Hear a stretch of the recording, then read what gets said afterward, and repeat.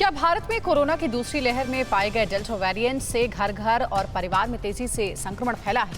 महामारी से हुई मौत के आंकड़े को लेकर क्यों विवाद हो रहा है? क्या बड़ी दाढ़ी रखने वालों को कोरोना से संक्रमित होने का खतरा ज्यादा है? और इस बार भी हज यात्रा में सऊदी अरब के अलावा दूसरे मुल्कों के लोग शामिल नहीं हो पाएंगे। देखते हैं टॉप 9 कोरोना से जंग। भारत में कोरोना की दूसरी लहर में पाए गए महामारी के डेल्टा वेरिएंट की वजह से एक ही परिवार के कई सदस्य संक्रमित हुए। डेल्टा वेरिएंट को लेकर ताज़ा रिसर्च में ये बातें सामने आई हैं। नए रिसर्च में पाया गया है कि डेल्टा वेरिएंट घर के माहौल में ज्यादा तेजी से फैलता है। पिछली लहर की तुलना में इस बार एक ही परिवार के कई सदस्यों के संक्रमित होने की मुख्य वजह भी यही थी। ब्रिटेन की government health organisation and public health ने इस बात का पता लगाया है। कांग्रेस ने यूपी, गुजरात और मध्य प्रदेश में कोरोना से हुई मौतों का आंकड़ा छिपाने का आरोप लगाया है। पार्टी ने इन राज्यों के मुख्यमंत्रियों योगी आदित्यनाथ, विजय रूपाणी और शिवराज सिंह चौहान को नैतिक जिम्मेदारी लेते हुए इनके इस्तीफे की मांग की है। कांग्रेस का कहना है कि प्रधानमंत्री देश में कोविड से हुई मौतों का सही आंकड़ा पता करने और आंकड़े छिपाने वालों पर जवाबदेही तय करने के लिए न्यायिक जाँच कराएं।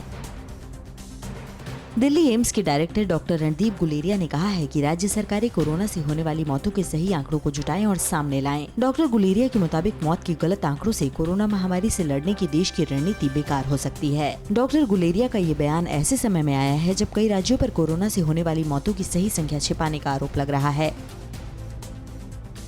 देश में कोरोना की तीसरी लहर आने और बच्चों के ज्यादा प्रभावित होने के दावों के हक में कोई खास तथ्य मौजूद नहीं है। जाने माने हेल्थ जर्नल लेसेंट की नई रिपोर्ट में कहा गया है कि भारत में अब तक बच्चों में जो संक्रमण देखा गया है वो दुनिया के दूसरे हिस्सों की तरह ही है। ऐसे में ये नहीं कहा जा सकता कि तीसरी लहर का असर बच्चों पर अप्रत्याशित रूप से होने जा रहा है। भारत में बच्चों में अब तक ज्यादातर संक्रमण बिना लक्षण वाले ही दिखे हैं।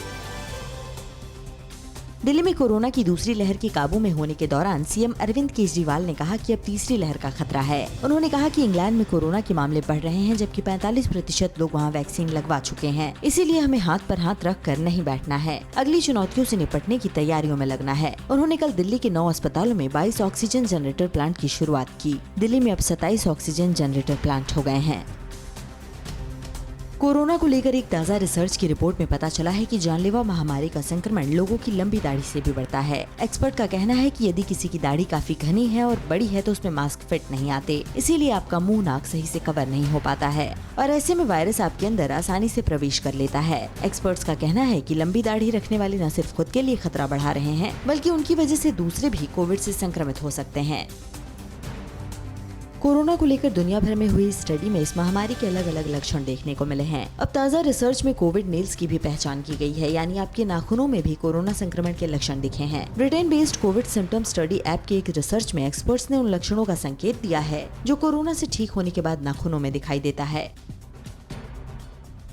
चीन एक और इनहेल्ड कोविड-19 वैक्सीन पर क्लिनिकल ट्रायल कर रहा है, जो देश में इस तरह की वैक्सीन का दूसरा ट्रायल है। चीन इस ट्रायल में नाक के जरिए कोरोना का टीका देने की तैयारी कर रहा है। चीन की सेना पीएलए की जुड़ी सैन्य विज्ञान अकादमी के तहत सैन्य चिकित्सा संस्थान के शोधकर्ता और चीन के कैंसिनो बायोलॉजिक्स द्वारा इनहेल्ड कोविड-19 वैक्सीन को संयुक्त रूप से विकसित किया जा रहा है। कोरोना महामारी का हज यात्रा पर भी असर पड़ा है। सऊदी अरब ने कहा कि जुलाई से शुरू हो रही हज यात्रा में सिर्फ उनके देश के ही 60,000 लोगों को यात्रा की इजाजत दी जाएगी।